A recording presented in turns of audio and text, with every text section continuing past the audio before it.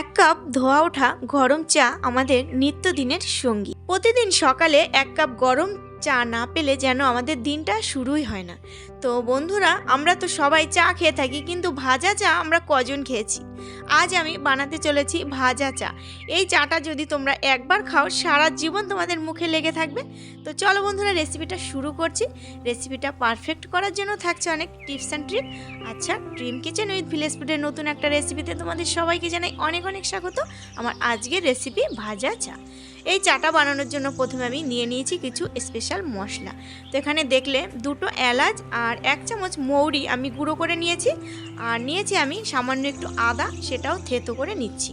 তবে এখানে আমি 2 কাপ চা বানাবো। তোমরা যদি বেশি চা বানাও, মশলাটা একটু বেশি পরিমাণে নেবে। আচ্ছা, এবার আমি উনুনটা ধরিয়ে দেখো কড়াই বসিয়ে দিয়েছি।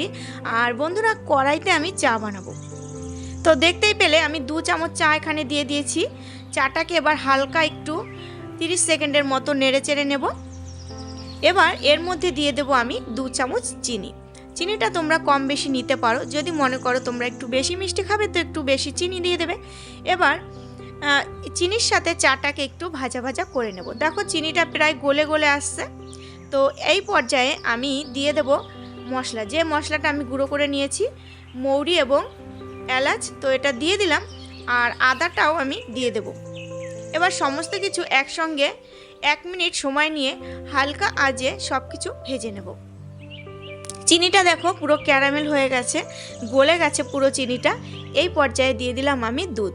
এখানে আমি পুরোটাই দুধ দিয়ে চাটা বানাবো, কোনো জল দেব না। তোমরা যদি চাও অর্ধেকটা দুধ এবং অর্ধেকটা জল দিতে পারো, কিংবা পাউডার মিল্ক সেটাকে জলে গুলে সেটাও দিতে পারো। তো এখানে আমি গরুর দুধ দিয়ে চাটা বানাচ্ছি। তো দেখলে দুধটা আমি ঢেলে দিলাম, আর পুরো চাটা একদম দুধের সঙ্গে মিশে গেছে। তো এবার আমি দুধটাকে ফুটিয়ে নেব।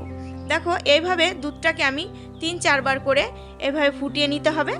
তো এর মধ্যে আমার চাটা হয়ে গেছে। আর বন্ধুরা, চাটা নামিয়ে নিলাম। এই চাটা তোমরা যদি একবার খাও, দেখবে সত্যি কথা বলছি আবারও বানিয়ে খাবে।